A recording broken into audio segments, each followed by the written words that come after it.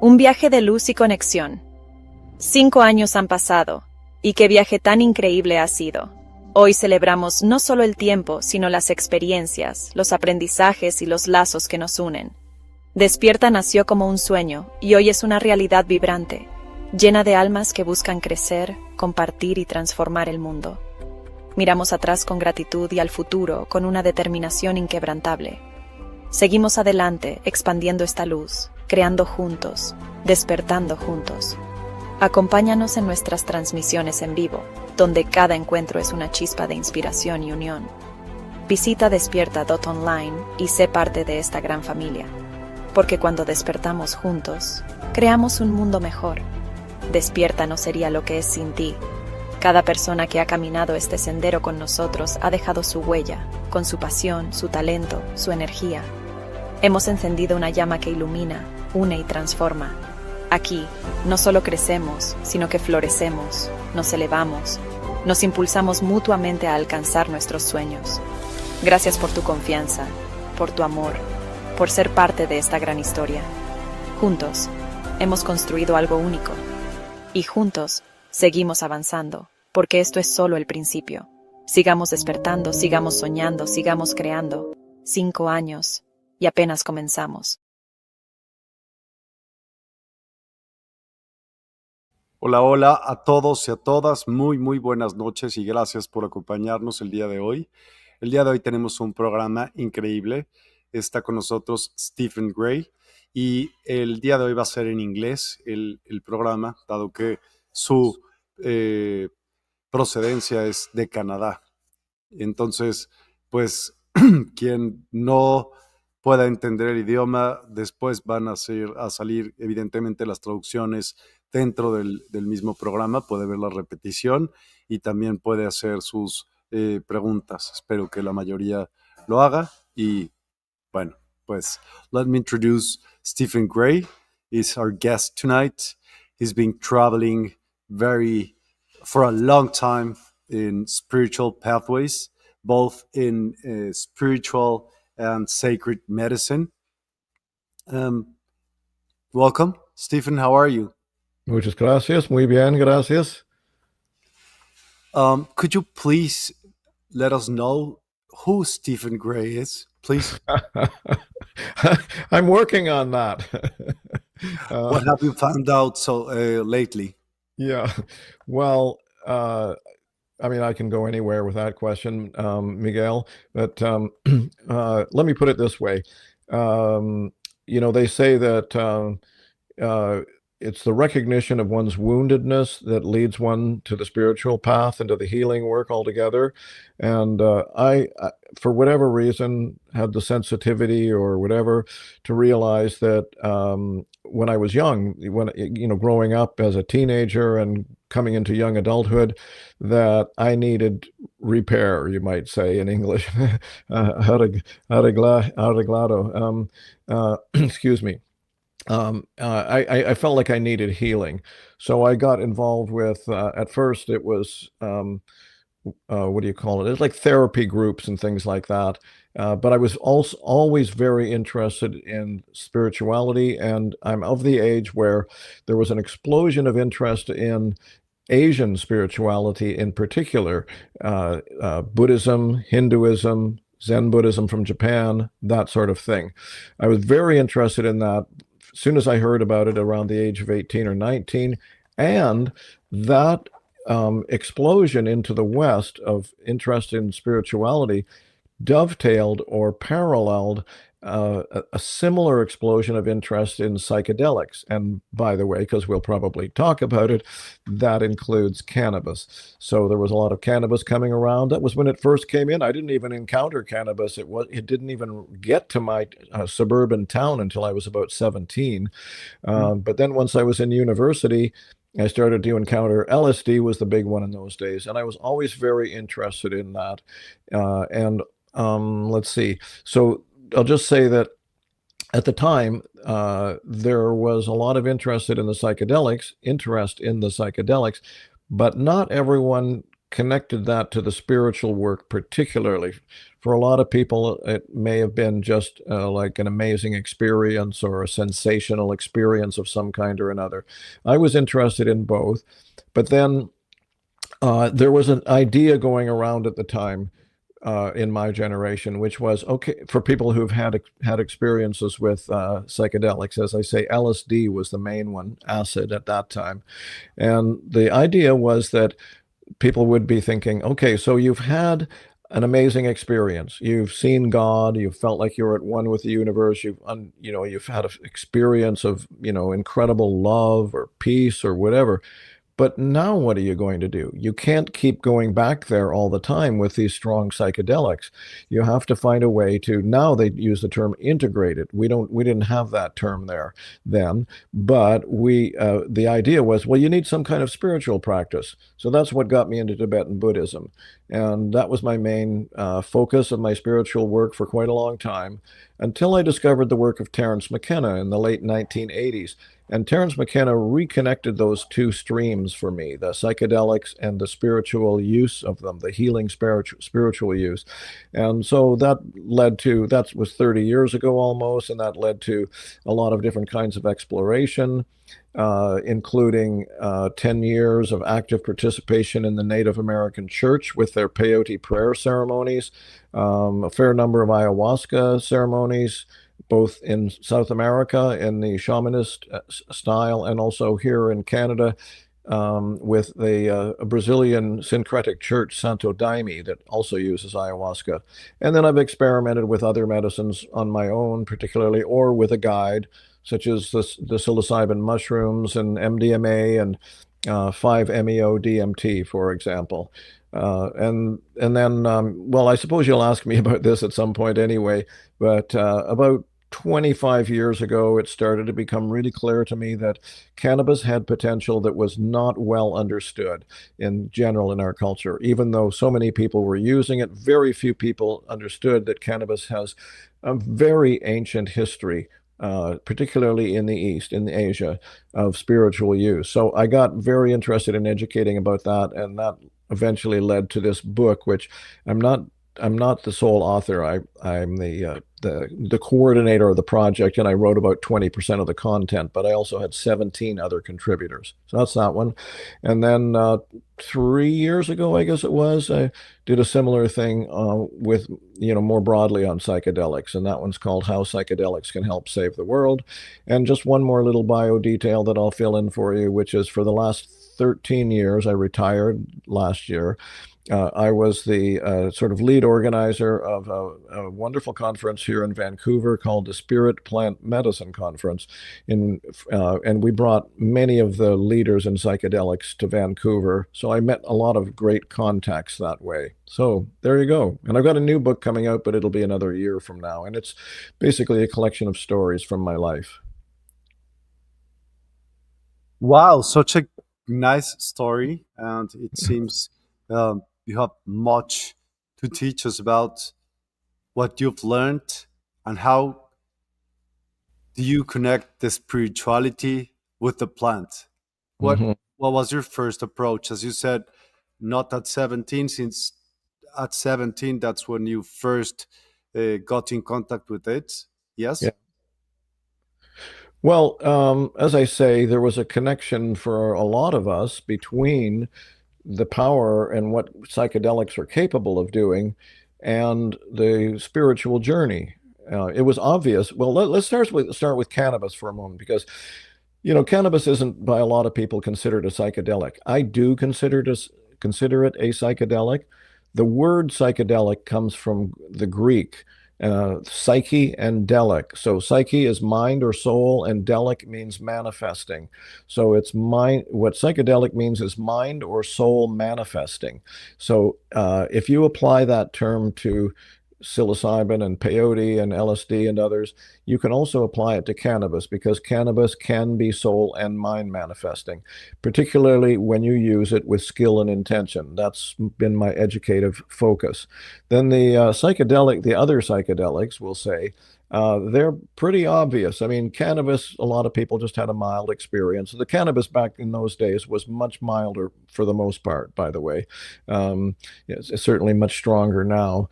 Although, one uh, uh, highly regarded writer on cannabis, Dr. Lester Grinspoon, pointed out that this issue of saying, "Oh, this is not your grandfather's weed, it's much stronger now and more dangerous." Well, he said, and it was true, even though we were smoking weaker cannabis, we smoked more. We smoked until we got as high as we wanted to. So we did get pretty high in those days, oftentimes. Anyway, you take a strong hit of LSD, and you're in a whole other ball game, right? So it was pretty obvious that. So what dawned to a whole, I don't want to go too far into this because it's sort of a socio-political issue, but it is relevant to what we're talking about here.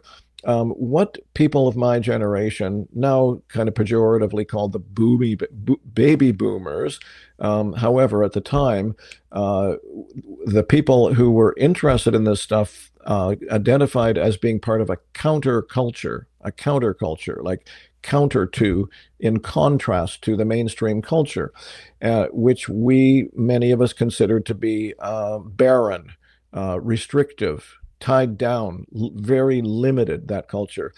So this is why I didn't want to go too far into it, but my parents' generation came out of 2 wars and a very severe economic depression. So there was an impetus, a very compelling impetus by people in the West, in particular, in the wealthier countries, in particular, I suppose, Europe, North America, to buckle down and make a safe world for themselves and their offspring. So they worked hard. They were very materialistic oriented. They bought houses, they got jobs and all that, and they created a condition that my generation grew up into. If you were middle class, particularly, it was pretty comfortable in a lot of ways. But then we looked, especially when we started smoking the cannabis and taking the other psychedelics, what it did was it peeled away the layers from our vision, our eyes, and we saw that what our parents' generation had created was, later on, in our life, we maybe thought that was, thank you for creating a comfortable foundation for us. But at the time, it looked really empty, and not producing of a spiritual life, really, a real spiritual life. So the psychedelics really opened that up for people, they did. And for me, they did as well. Define spiritual. Good point. How would you define a spiritual person? That's a great question. I love that question. It's almost impossible. So, in answering that question for myself once, I actually looked up the Oxford Dictionary, and it's a kind of a circular reasoning. It says the word, spiritual means of the spirit, right? But then it just sort of like takes you down a rabbit hole, like, well, what is spirit and all that kind of thing, right? So first of all, I wouldn't say there's a division line between a so-called spiritual person and a not spiritual person. It's not necessarily that you are even consciously interested in the spiritual path, you might say, right? It's how you are in the world, how you behave it's basic values, right? To me, a spiritual person is someone, okay, a lot of people are not all of this for sure, but I'll say, let's say the ideal or the full realization of a spiritual person is someone who is not confused by the concepts that are overlaid onto culture and onto individuals, someone who can experience life directly, direct perception, unfiltered by bias, by concept, by belief systems. Belief systems all live in our head. Spiritual realization is a holistic experience that includes the body and not the thought concepts that we put together to live this life, right? So a truly spiritual person, a really realized spiritual person, And I'm not claiming that status. Actually, I've had glimpses of the ultimate states, I would say. But a true spiritual person is a person who dwells in peace, for starters. Peace of mind. It's the ultimate. It's, Jesus nailed that one. Whether you like Christian teachings or not, Jesus nailed that one by saying it's the peace that passes all understanding. It cannot be understood. It can only be experienced. Buddhist teachings talk about the awakened mind, or bodhicitta, as a condition of awakened mind and body together. In fact, citta, C-I-T-T-A, in Sanskrit, means both mind and body. Excuse me, a fully realized spiritual person would be somebody who dwells in peace most of the time, maybe get thrown off once in a while, and has an open heart. So the other term that my Buddhist teacher used for enlightenment, if you will, was he called it awakened heart, right? So the theory, and it's, there's theory and there's practice, but this particular theory is informed by thousands of years of practice, which is that underneath all the confusion that humans live with, all the ideas that we have, all the worries that we have, all the complications that we create in our minds, underneath all that, everyone is awake. Everyone has an awakened heart. And so that's the path aspect of it, right? So maybe that's more relevant than even calling someone a spiritual person. For example, somebody who never thought about religion or spirituality particularly, but just happens to be a really kind person. That's pretty spiritual from my point of view. And then if you mix that in with being at peace or relatively peaceful, that's even more spiritual. So you would say that spirituality and inner insights go hand to hand, obviously? Well, insights are essential, but ultimately it's not even so much, well, yes, so insights should arise from experience. Okay. So one of my favorite sources of wisdom is the 13th century mystic poet Rumi, R-U-M-I, that a lot of people know of these days. Rumi talked a lot about that the gateway to wisdom is without thought. He has little lines in his poems like, "Silence is the language of God. All else is poor translation." Or, "Don't let your thoughts cover the moon of your heart. Let go of thinking." Or, "Let silence take you to the core of life." In other words, this is something that Tibetan Buddhists, that was my background, Tibetan Buddhist teachings, understand at an incredible depth that is rather rare on this planet, actually. It's not about belief systems. It's not about being a Buddhist or anything like that. It's just that they had, a couple thousand years up on that icy plateau without television or grocery stores. They didn't have a lot to do other than practice meditation. And when I say meditation, I mean emptiness meditation. That's the ultimate. That's the kind of full aspiration. There are many other kinds of meditation. There are concentration practices. There are mantra practices. There are visualization practices. But in the Tibetan Buddhism that I studied, silent, non-thought meditation was both the beginning and the end. After you even go through all these other visualizations, the final practice for very advanced practitioners was called Mahamudra, great symbol.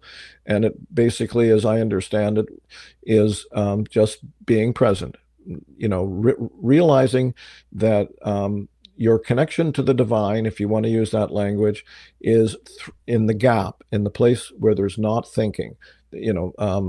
My Buddhist teacher had a line like, "Your head garland of non-thought." A garland is something you wear around your head, right? So it's a head garland of non-thought, right? And he has a kind of a poem, and one of my favorite lines in the poem was, "Happy, sad, good, bad, all thoughts vanish into emptiness like the imprint of a bird in the sky." In other words, when a bird flies by, once it's passed, there is no imprint, right? It's emptiness. So I'm just stressing that that the gateway to wisdom is in our ability to let go of all these confusing and restricting concepts and beliefs about what's real or not real, and true and not true, and safe and not safe, and possible and not possible to do. Like a lot of people would say, there's no such thing as beings that are not in material form. That's just simply that they don't know. They haven't had that experience, right? So there's a world beyond our minds. Let's put it that way. So you spoke about mentality. I do think everything is mental.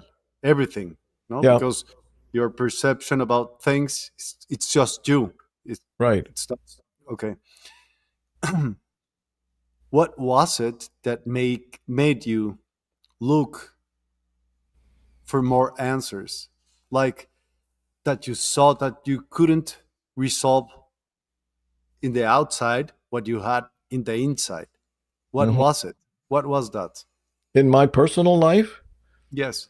Yeah, well, it's what I said earlier, Miguel. It's that when I was growing up, I was shy, Mm. and I realized that I had a lot of things that I needed to work out. But for whatever reason, some people have that stuff and they don't do anything about it. They just sort of buckle down.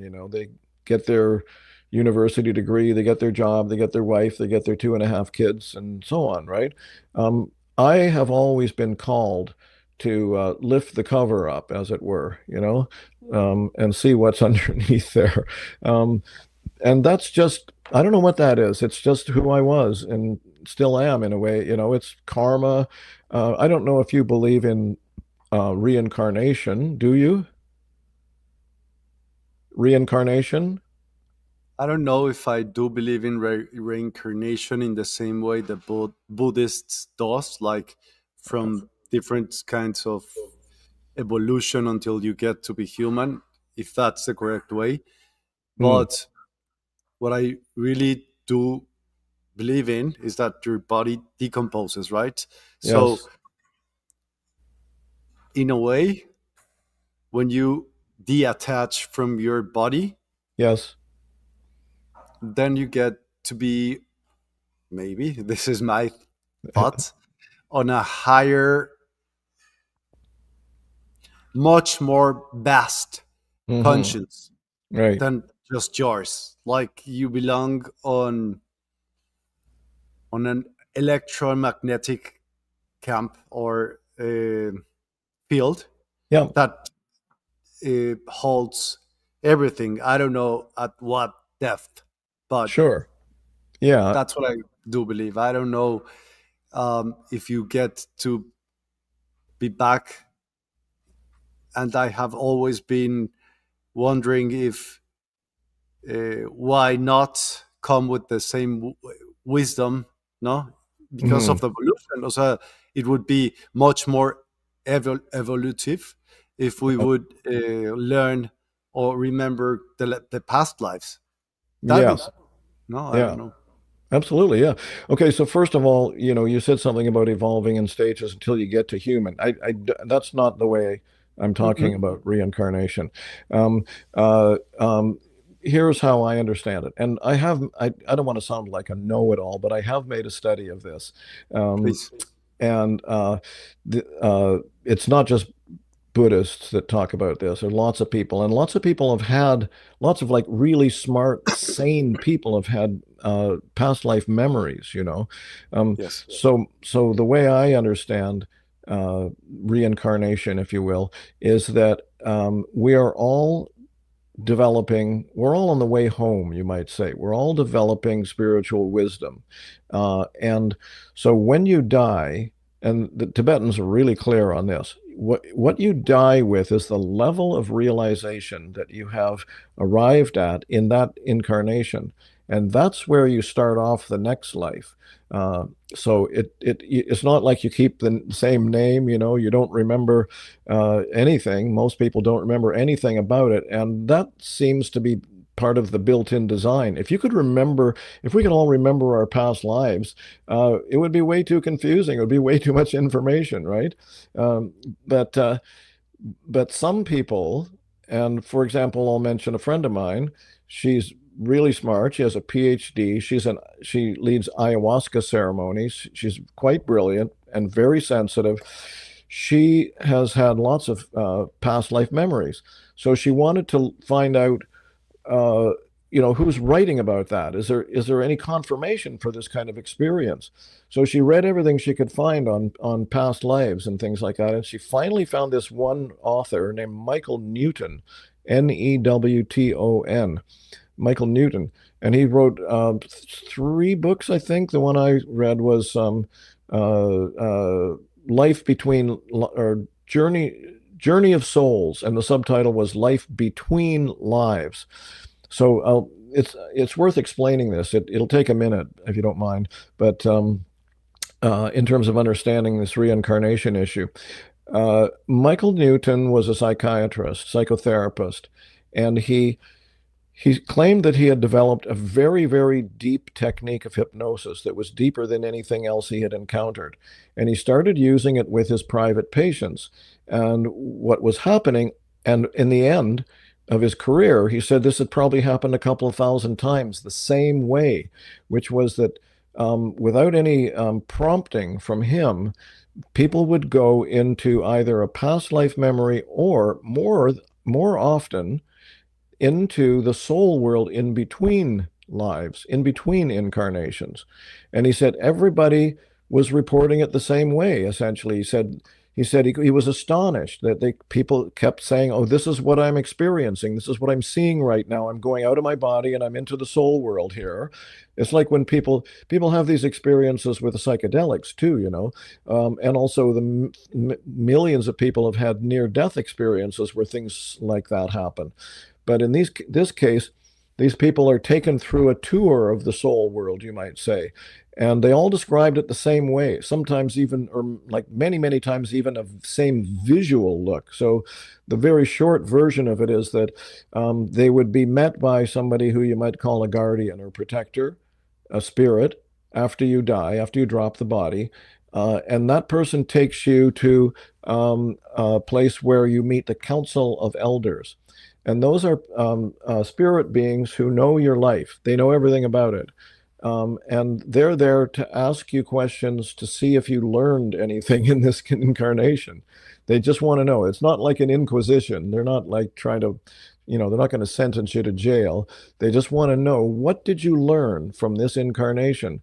And so you'd go through that. And people were describing it like they'd say, okay, the Council of Elders is up there like the American Supreme Court, and my guardian is like 5 steps behind me, slightly to the left, So people go through that. None of this is based on human time scales. It's just whatever.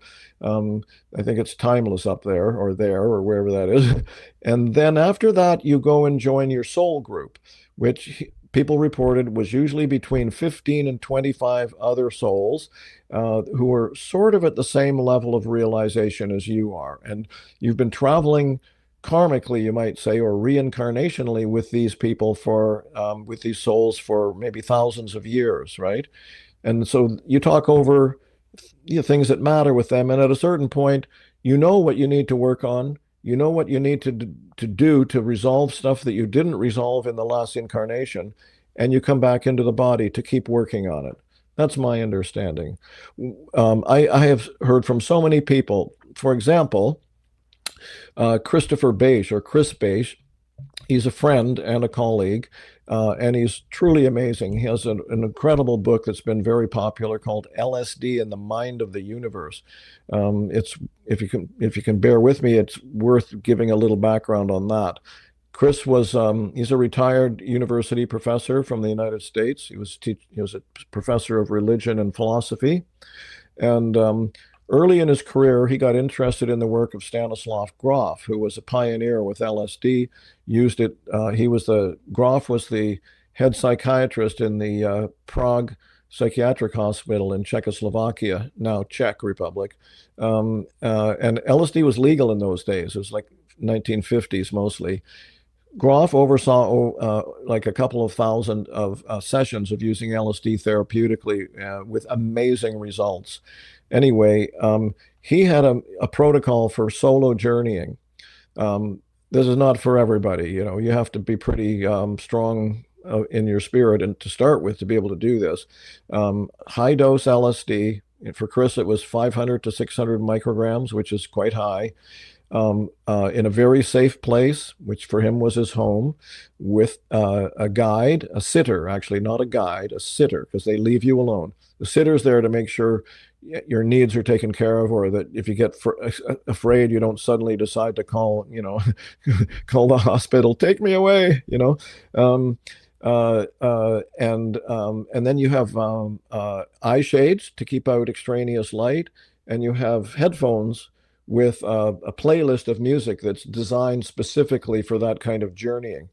And you do that. He did that on Saturdays, and then on Sunday, part of the Groff protocol was to very, very carefully transcribe everything that you experienced. So he would do that all day Sunday.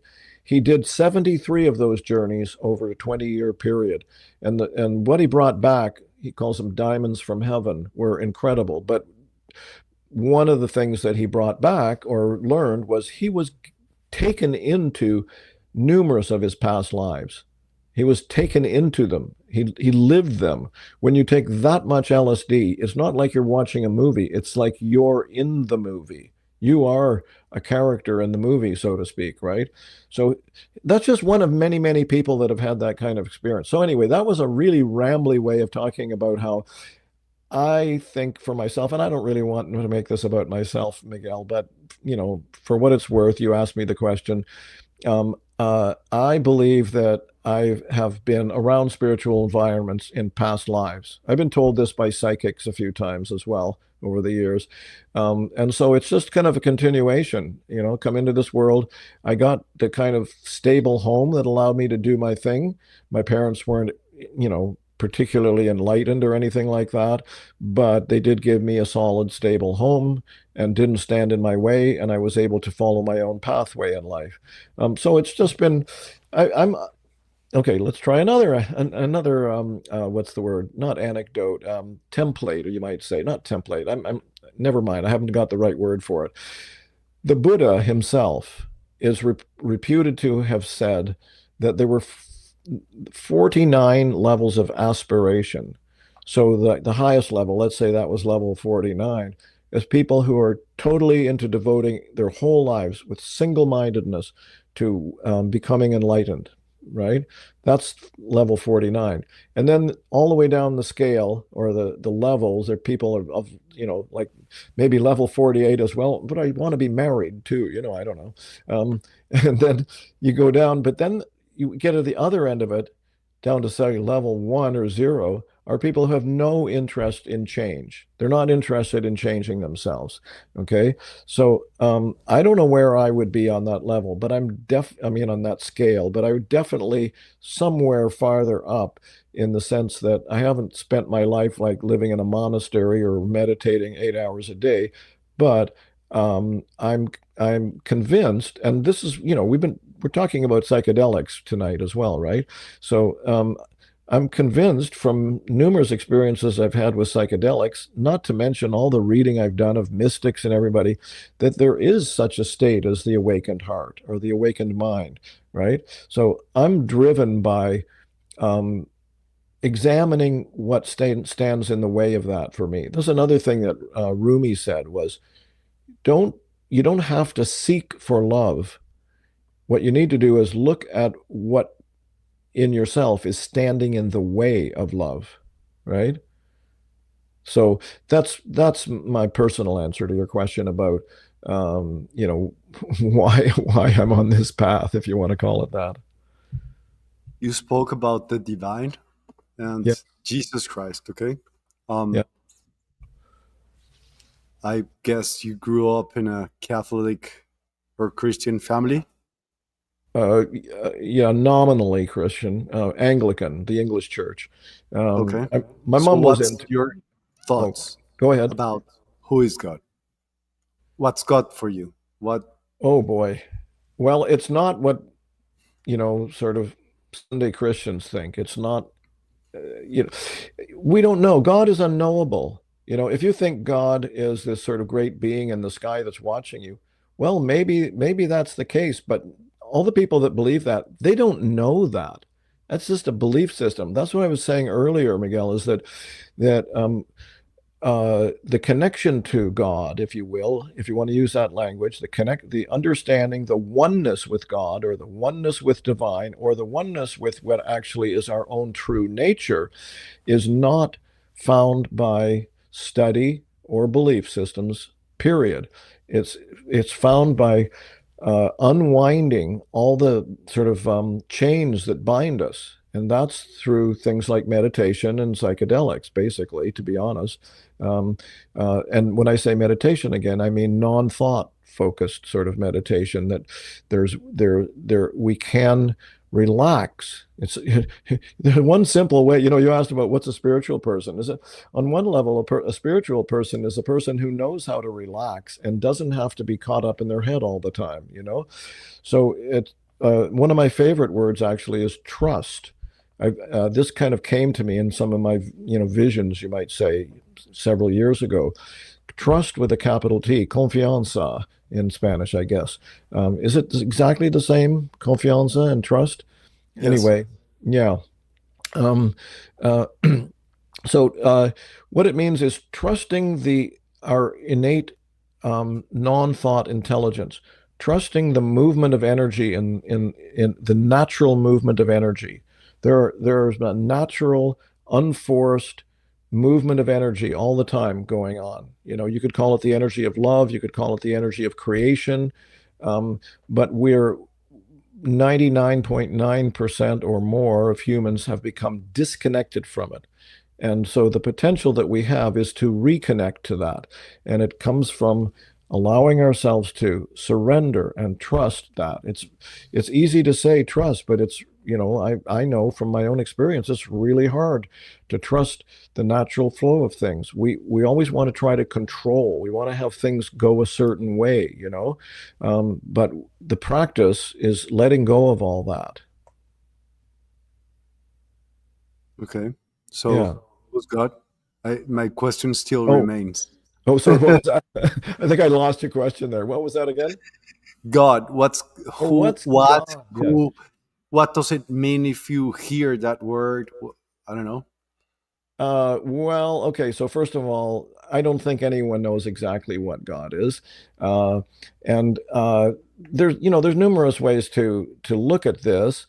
First of all, like I say, belief and $3 will get you a cup of coffee. So it's not about believing in God, right? Or Jesus or anything.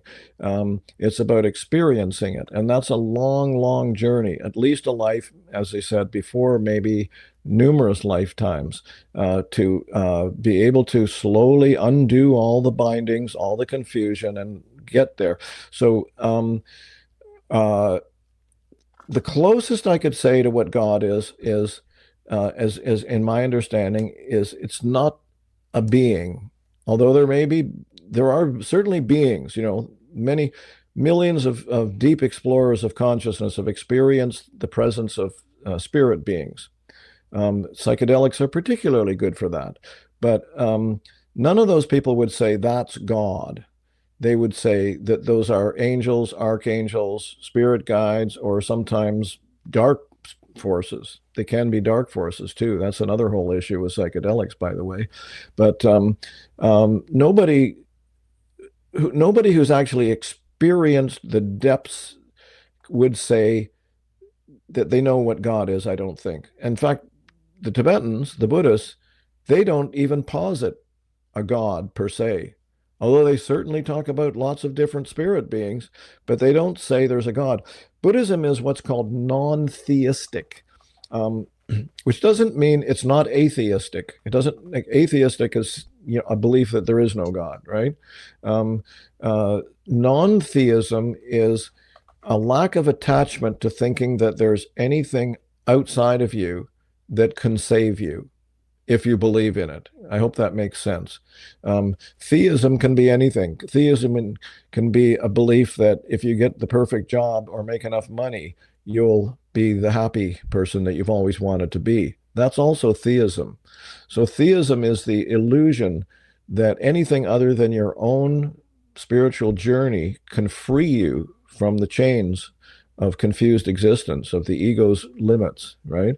So for me, God is the, it's weird even to try to talk about it, to be honest, because words just don't cut it.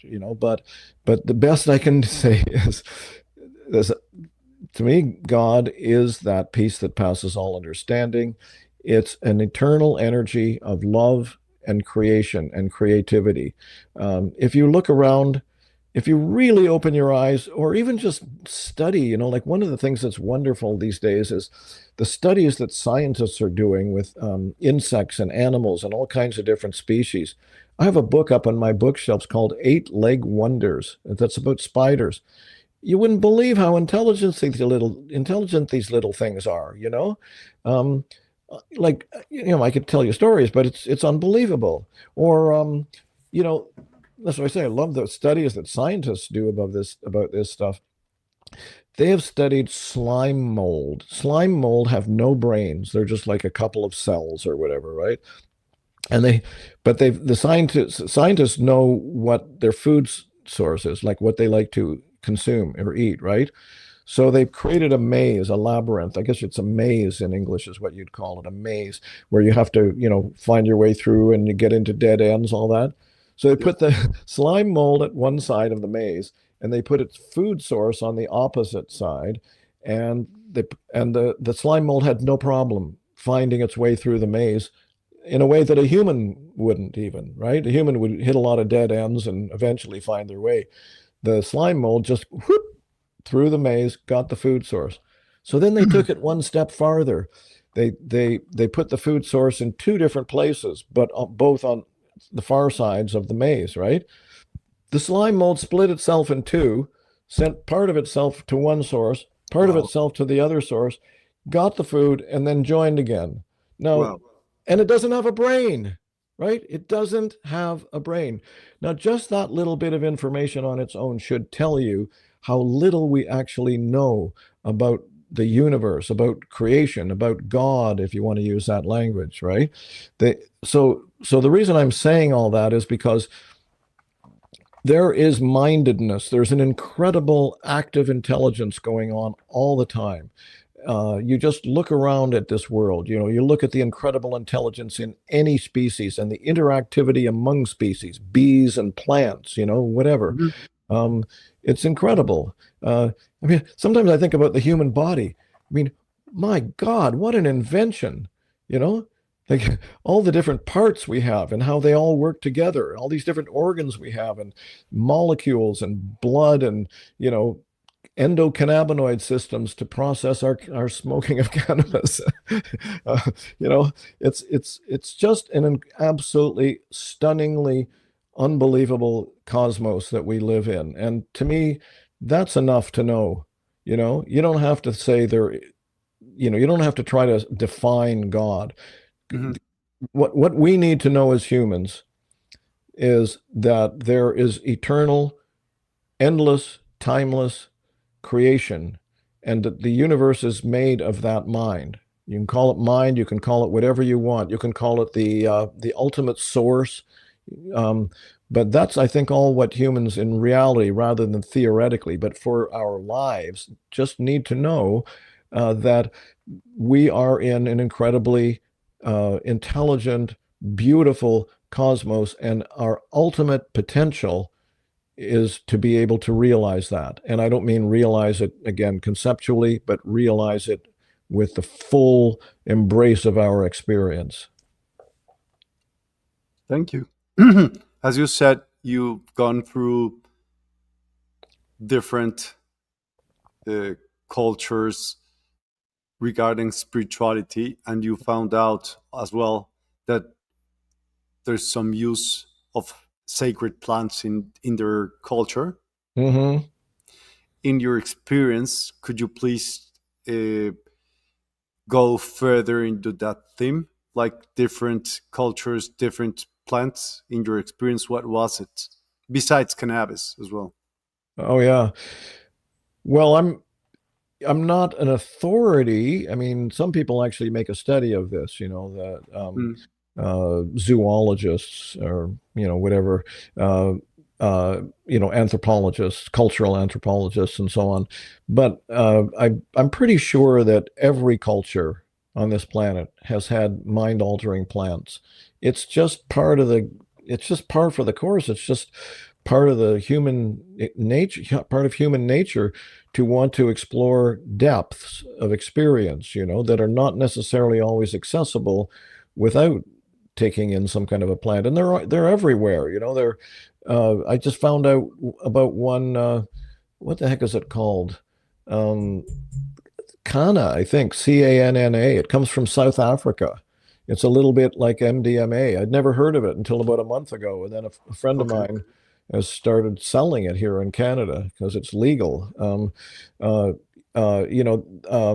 there's so many plants that can change your mind. DMT, dimethyltryptamine, is the active ingredient in ayahuasca, or the real strong active ingredient in ayahuasca. Ayahuasca, for people who don't know, is made up of two different plants or more, but does require two. And Mm, one of them is a vine, a climbing vine called mm, Banisteriopsis caapi, and the other one is a DMT-containing plant, usually called chacruna, or sometimes Psychotria viridis. So DMT is the strongest psychedelic on the planet, basically, and it's in all kinds of things. In fact, it's even in the pineal gland of humans. So there's there is some speculation, no proof, but some speculation that when people have what you might call a mystical experience, it's that the DMT in the pineal gland has been released into the brain, because the pineal gland sits between the two lobes. Um, yes, yes. and um, uh, and it's not accessible to the blood-brain barrier, I think, or it doesn't cross the barrier. I don't believe. Don't ask me. I'm not an expert on this, but there is speculation that DMT might have something to do with the release of visions, because it certainly does when you ingest it in ayahuasca. um, so now, did you ask another question that I didn't answer properly? Nope. Don't Yeah. worry. Okay. So let's get back to our main theme, which is cannabis and spirituality. Right. When when was I guess not your first time was that you Uh-huh. had cannabis became like a spiritual moment, did it? Yeah. Okay. Yeah. So the way that well, not like in a blast yourself off into the cosmos way, like, LSD and some of the others can do. Of course. But it can be very, very powerful. It has one of the things I think is wonderful about cannabis, and why have felt like I wanted to educate about it, is it has a unique combination of being both powerful and gentle in the way that it introduces that power, which is different from all the other psychedelics. Um, and except in very high doses, you can also sort of turn away from it and busy yourself doing other things and distract yourself, so you don't really fully experience that depth. Whereas if you take a large enough dose of any of those other psychedelics, you cannot turn away from it. You Of can't course. decide to go in and cook a meal and read a book and watch TV. It's not going to Of course. work. Yeah. Hmm. So cannabis has a very special place. Some of the people in my book, which I also agree with, call it the sacrament of peace. So for me, the very first time I took cannabis, I wouldn't call it spiritual, but it was a real eye opener for me, because it showed me that there were different ways to perceive. Um, so cannabis is I call it, so in general, psychedelics are often referred to as non-specific amplifiers. They amplify experience, but in a non-specific way, meaning that you can channel that, in different ways. So I consider cannabis also a non-specific amplifier, because it depends on what you do with it. One way of talking about it in the sort of biochemical way, or what they call the pharmacokinetics of it, is that it opens up the channels in the body. in the mind, in the veins, everything.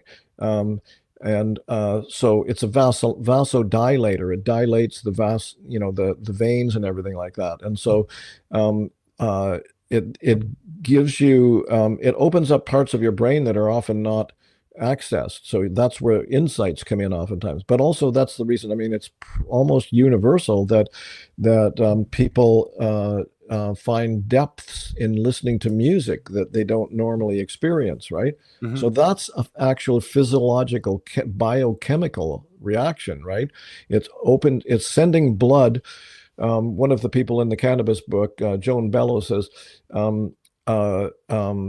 immediately after having a puff or a toke, whatever you want to call it, what happens is the heart rate speeds up a little bit, and the heart pumps fresh, richly oxygenated blood into all parts of the body. Okay, so including the ears, for example. And it's also why food can taste better, because you've got more blood flow in the tongue, in the taste buds, and so on. Okay.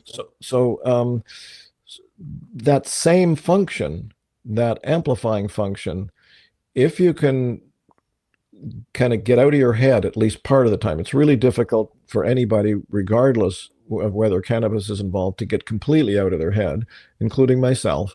But even if you can leave some space in the thinking mind, that starts with intention, by the way. You have to, first of all, have the intention to do that. You have to want to do that. Like, you have to sort of sit down on a cushion and meditate with it or whatever, right? And use I'm really big, like mentioned before, I lead cannabis ceremonies, and I tell people, we're going to practice meditation here. We're going to practice a very simple follow the breath meditation, and we're also going to do guided meditations and sound journeying and a little bit of movement and all that. But the wellspring, the place you keep coming back to ideally, is this place where you allow thoughts to dissolve. And that's where cannabis does its work most effectively. That's where its true power shows up.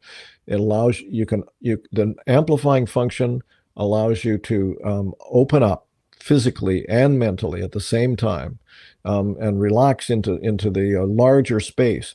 So I've had many experiences like that. Sometimes I feel, it doesn't happen all the time by any means, but sometimes I feel that I'm in the presence of the holy somehow, that I'm in a giant temple, that it's sacred temple. It just feels like that. I can't describe it any better than that, but it does feel like that. It brings up love a lot more for a lot of people, including myself, when it's a good experience with it. I feel love for my friends and family more strongly than I do other times, oftentimes. So it's kind of a reminder, that it's like, yes, we do have this love going on. You can't, by the way, just rely on that. You can't go, okay, oh, that was a great experience. It opened me up. I had this feelings of connection to the holiness or whatever, and more love.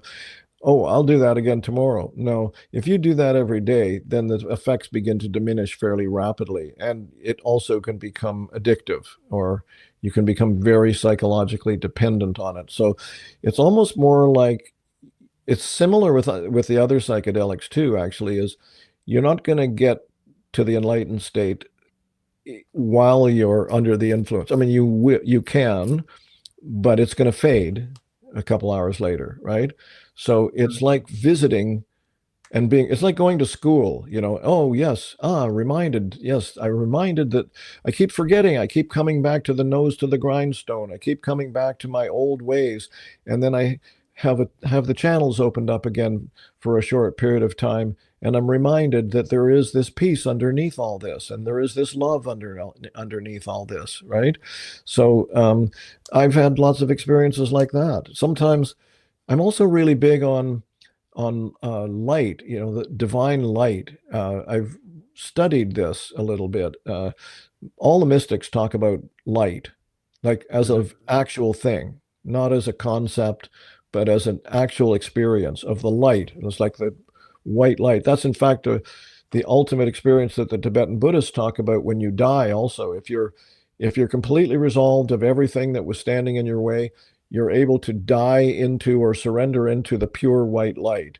So I've had experiences where I really felt the presence of that light as well. So that's about it as far as what I could say about my own kind of spiritual experiences with cannabis. I just find most of the time I really like the deepening, the opening, the heart opening, the gentle quality of it, and the creativity of it, because I get ideas for things. And some people, by the way, they're cynical or skeptical about the ideas that you get with cannabis. They think, oh yeah, well then the next day you realize it's, nothing or something or silly or whatever. But that's not the case for me and a lot of other creative people. You have to, well, famous poet and Buddhist and cannabis lover Allen Ginsberg once said, if he wrote a lot. He was a wonderful poet, famous in his day, and he said, if you write stoned, edit sober. Right? If you write stoned, edit sober. So you get the ideas. They're often very appropriate, but because of the amplifying function of cannabis, they might seem better than they would seem the next day when you're back, on the ground. So that's where the edit sober part comes in. So it's kind of like fishing. You maybe you catch 20 fish that day. And you don't really look at them. You just pull them out and throw them in your basket. And then you get back on shore and you go, oh, that one's too small. Throw it back. This one's perfect. We'll take this one. And I find that, that especially if you have a project of some kind, if something you're working on or a problem even, you can go into it with cannabis. This is a different function, by the way. This is not the same kind of emptying into the holy space of cannabis that I'm talking about and entering the temple of Santa Maria. This is using cannabis as a creative impetus, tool. And so the way it works for me is, if I'm working on something, I'll enter into it the way a writer would enter into the story that he's writing or something, right? I'll enter into it for a few minutes and I'll get insights into it. Sometimes I can actually visualize the situation if it involves something like a room, like when I was organizing this conference. Sometimes I could actually look down in my imagination at the space and I go, okay, so the vendor table should be over here, that kind of thing. So you can go into something for a short period of time, get some insight, and then come back out. The problem for a lot of people is that we don't come back out. We just keep spinning over and over and over in our head. So it's like a little gestalt where you get a nugget of wisdom and then it loses energy at some point. That's the point where you have to recognize that don't hang around there longer, because it's just spinning your brain at that point. Okay.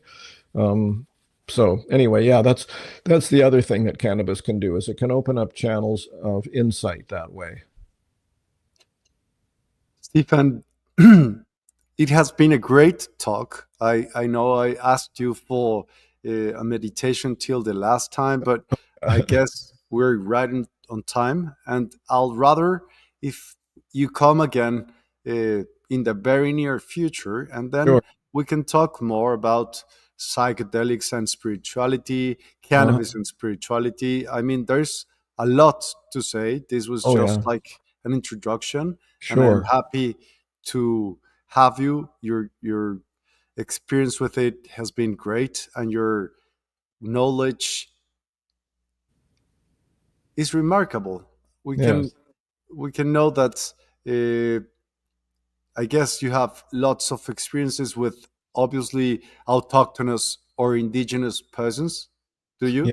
See, yes. That would be a great aspect Yeah. to talk about on another TV Absolutely. show Yeah. or show.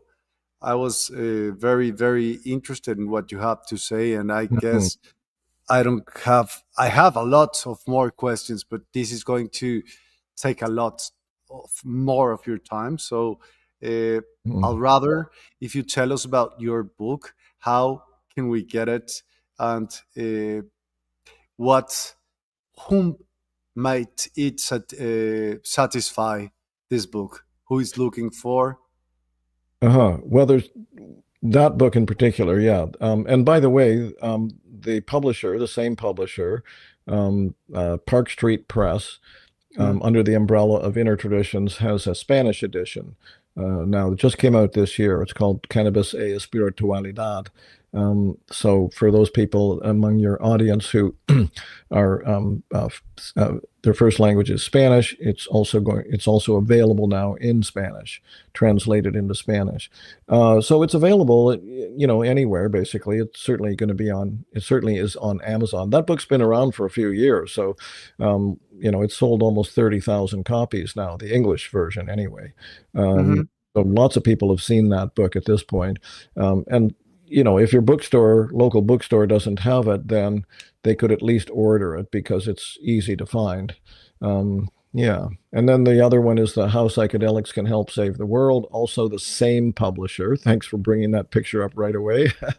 And that one also is, the cannabis book I mentioned early in our conversation, I wrote about 20% of the chapters or 20% of the content of the book, and had 17 other contributors. This How Psychedelics Can Help Save the World book, I wrote less, and I have 25 contributors, but they're all amazing people. They're leaders in the field of psychedelics, a lot of them. Some of them are kind of almost famous in that world anyway, like Dennis McKenna and a few others. Yeah, same thing, same publisher, same availability, except there is no Spanish edition of that one. It hasn't sold as many copies, so they haven't felt inspired to do a Spanish language version of that one. Yeah. Well, it was amazing having you. I hope to see you very, very soon. Sure. And joining what we're doing. I am pleased to have you. Thank you very much, and thank you to everyone else who was here. And if you're looking into this video later on, please do share with people that will feel or would be benefited by this kind of information. Yeah, you asked who would be interested. Well, I would say anyone who's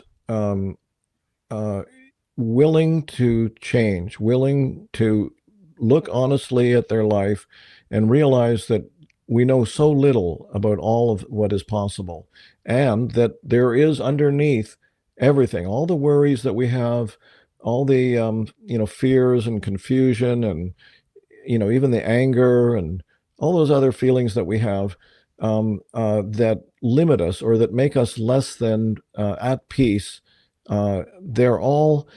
It's possible to release all that stuff, not quickly. There's no magic bullet, as we say in English, but by calming the mind, practicing calming the mind, such as with a meditation, and possibly, if you're interested and willing to, go into the, sort of an exploration, working with cannabis, I would I'm not trying to sell the book, but honestly, I would highly recommend, if you're interested in doing that, to read the book, because it gives a lot of guidance about how you could do that. The other book, the How Psychedelics book, is not so much of what we call a self-help book. It's more inspirational about the different kinds of possibilities and connecting the use of psychedelics to the kind of transformation that's required. For example, that what was the name of that organization, Despertar, that came on the video just before we talked? Yes. The text of that was amazing. That was exactly the way I see the world, that we are coming together to transform ourselves and the world. And that's what all this is about ultimately, right? The healing of oneself is just the beginning. It's like, sometimes the analogy I like to use is like you're fixing your own car. So your own car is your mind and body. Some people spend their whole life working on the car in the garage and polishing it and, keeping it looking great, but they never go anywhere with it. The purpose of a car is to go somewhere. So fixing the car, getting it roadworthy, is just the first step. And then the next step is getting, participating, bringing your your clarity, your peace, your love, your creativity into the world to share with other people and help change the world. Because right now the world is not exactly going in the right direction. It needs more wisdom. We need more wisdom. We need more peace. We need more love. We need more kindness. We need more clear thinking.